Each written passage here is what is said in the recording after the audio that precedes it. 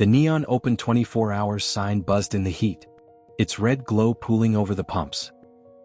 Sam wiped the counter in his usual slow rhythm as a receipt skittered across the asphalt outside. Then a scrape. A faint, dragging sound that did not belong in the comfortable, habitual noise. Sam squinted up from the counter. A boy at pump number 2 let his drink slip from numb fingers. "Oh, Sam? What is that?" Sam looked. A bull moose filled the lane between the pumps, antlers brushing the overhang. For a moment it seemed absurd, until he swayed, one hoof dragging a shaky line across the asphalt, head dipping low, breath rattling like gravel in a jar. A girl whispered, "Is this real?" The moose stopped at pump number 3. His legs trembled as if he'd been standing on a ship for days. He leaned to one side and sagged, finding balance only by sheer will. Sam felt a cold prick behind his eyes, an instinctive, practical fear of anything that could overpower him. He respected big animals from a safe distance. He never sought them out. His hands tightened on the rag. His jaw clenched. Still he stepped forward. Heat and then the smell hit him. Smoke, faint and sour, clinging to the moose's fur like a second skin. The animal lifted his head. No threat.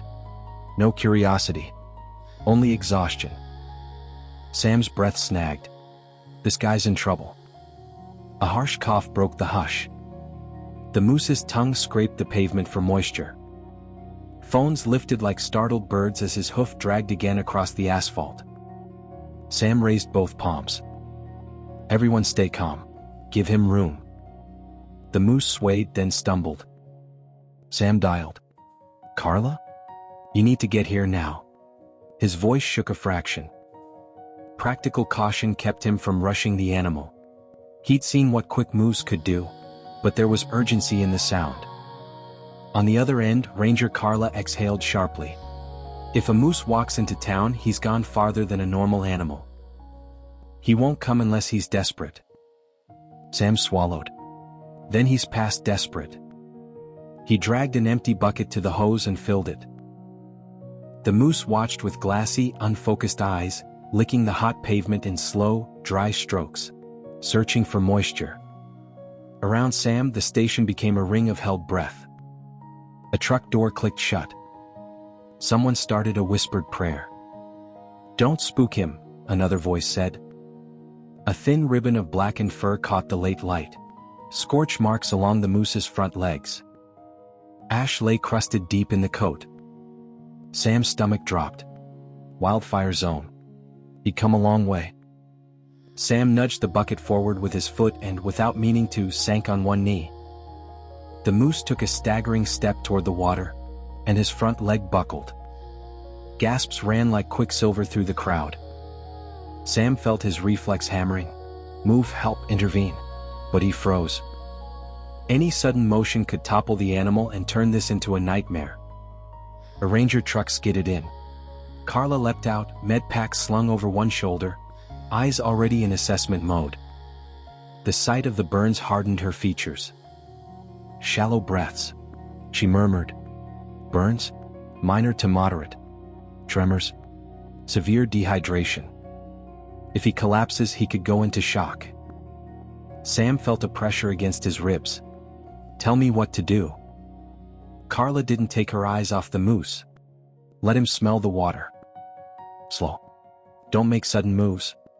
If he panics, he'll crash. Sam nudged the bucket closer. The moose's nostrils flared. He lowered his muzzle and plunged it in, gulping. Too fast. He choked and coughed. Sam held his breath. The moose steadied, then drank again, this time in careful, fragile swallows that seemed to anchor something wobbling inside him. The crowd hushed as if the town itself were listening. Carla handed Sam an emergency blanket. Help me make shade. They lifted it between the pumps, creating a small patch of shade. The moose stepped under it, sides heaving, ribs rising and falling like old bellows. Carla knelt at a respectful distance. She did not touch him. Not until he had steadied. But she let her presence be the slow, steady metronome he could feel. "You're all right," she whispered. Only then did she check the burns, gloved fingers moving with practiced care. Cooling gel caught the light as she smoothed it over charred fur. The moose's eyelids fluttered. He leaned, barely, into her touch. Sam watched, pulse high. His old caution stirred, fear of something powerful, but so did a quiet resolve. He didn't step back. The moose licked the pavement again, a slow, searching gesture that tugged at him. "He's still looking," Sam murmured. "Then we keep giving him chances," Carla said. They refilled the bucket. The moose drank until his breath lengthened and faint color returned to his gums. His stance steadied, though his legs still wobbled. Carla stood. "He's strong enough to try, just not alone."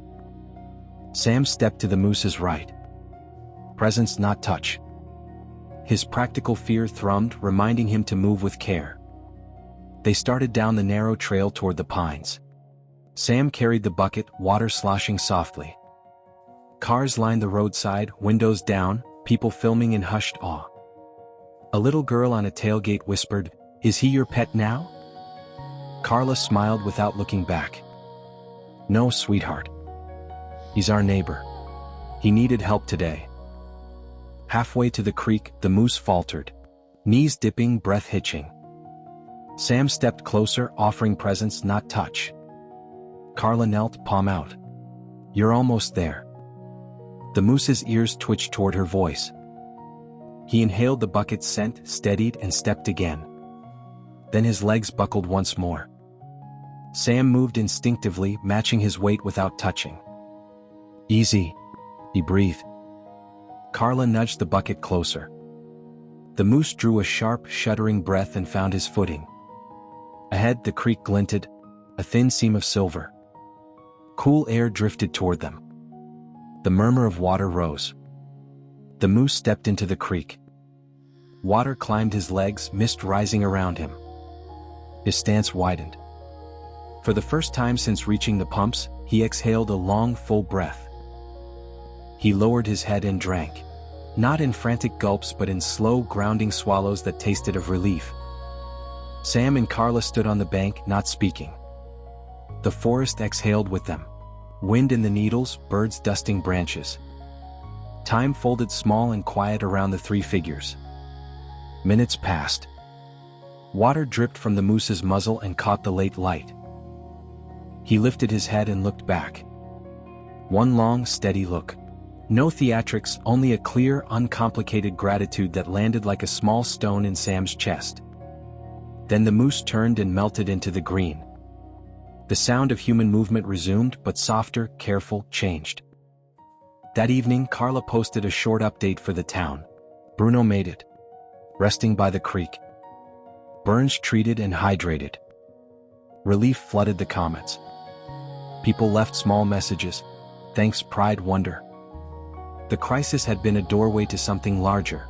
A town remembering how to slow down. At the station, Sam printed a still from the security camera. Bruno by pump number 3, vast and fragile, and taped it above the register. Visitors welcome, but hopefully not moose. A week later, haze gone and the pines bright. Sam stepped outside for a coffee. Something shifted between the trees. A silhouette stood at the forest's edge, still calm watching. Sam's breath hitched. Bruno? The moose flicked an ear. The same small, weary gesture from the pumps, now steady.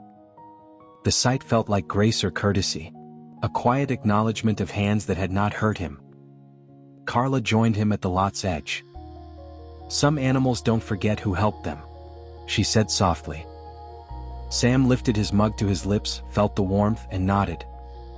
The moose turned away and disappeared, no longer searching, no longer staggering, only home.